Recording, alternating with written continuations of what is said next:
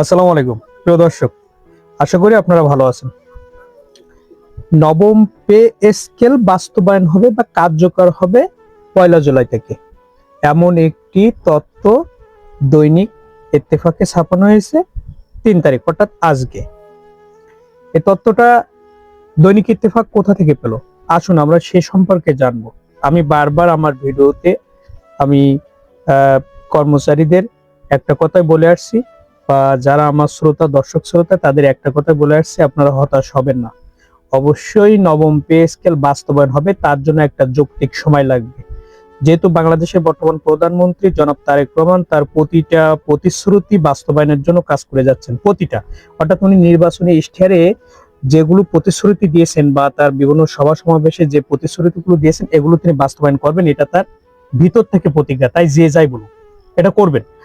হয়তো যৌক্তিক একটা সময় লাগবে, কারণ প্রতিটা কাজের সাথে যারা জড়িত, পারিপার্শ্বিকভাবে যারা জড়িত, তাদেরকে ম্যানেজ করেই তাকে কাজ করতে হচ্ছে। তো আমি বারবার একটা কথা বলছি,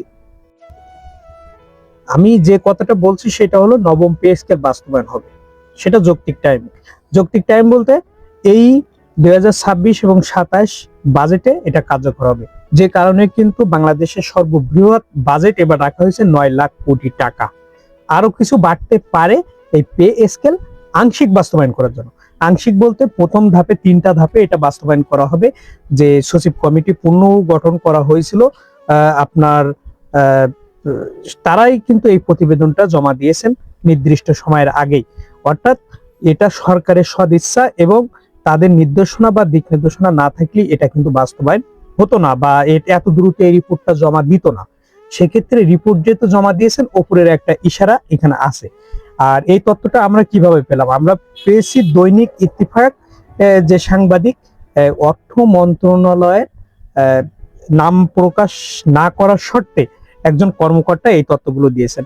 একজন কর্মকর্তা যখন নাম প্রকাশ না করার শর্তে দৈনিক ইত্তেফাক মতো একটা তার সাক্ষাৎকার দেন, আর অর্থ মন্ত্রণালয়, অর্থাৎ পে স্কেলটা কিন্তু জড়িত বা রিলেটেড অর্থ মন্ত্রণালয়ের সাথে তার কার্যক্রম জড়িত। অর্থাৎ অর্থ মন্ত্রণালয় যখন কোনো নির্দেশনা বা যখন কোনো একটা তথ্য দেয়, যেহেতু এখনো আনুষঙ্গিকভাবে বা একটা গেজেট আকারে প্রকাশ করা হয়নি, তাই তিনি সরাসরি বলতে পারতেছেন না। যে কারণে তিনি নাম প্রকাশ না করার শর্তে বলছেন যে অবশ্যই নবম পে স্কেল বাস্তবায়ন হবে এবং সেটা কার্যকর হবে 1 জুলাই থেকে, এমন তথ্য তিনি ওই সাংবাদিককে দিয়েছেন। অর্থাৎ এসবগুলো, এই যে সমস্ত মেসেজ, এই মেসেজ থেকে বোঝা যায় যে আগামী 1 জুলাই থেকে আপনার নবম পে স্কেল কার্যকর হবে, সেটা আংশিক হোক আর যা হোক। আংশিক বলতে এখানে বিষয়টা বোঝানো হয়েছে যে এই অবস্থায় যে পে স্কেলকে 3টা ধাপে ভাগ করা হয়েছে।